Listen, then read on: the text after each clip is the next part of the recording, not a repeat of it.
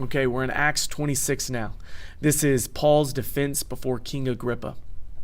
And the first thing Paul does is he gives kind of a truth bomb. Why you should listen to me. Why am I not fake news? And he says, if anybody should hate the Christians, if anybody should hate followers of Jesus, it's me.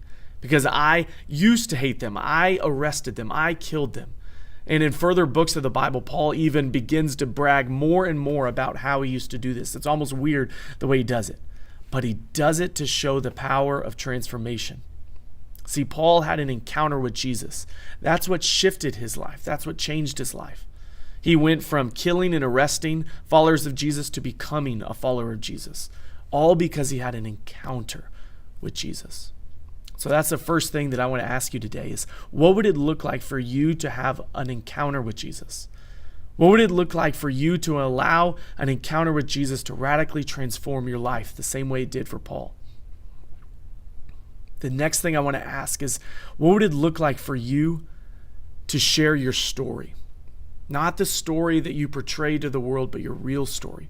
To share that with Jesus so that he can restore and redeem it the same way he did with Paul.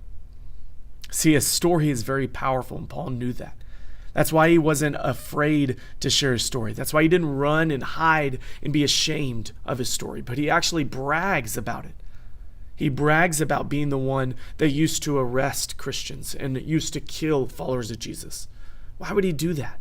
That seems like a bad thing. Well, he did it because it shows the power of an encounter with Jesus.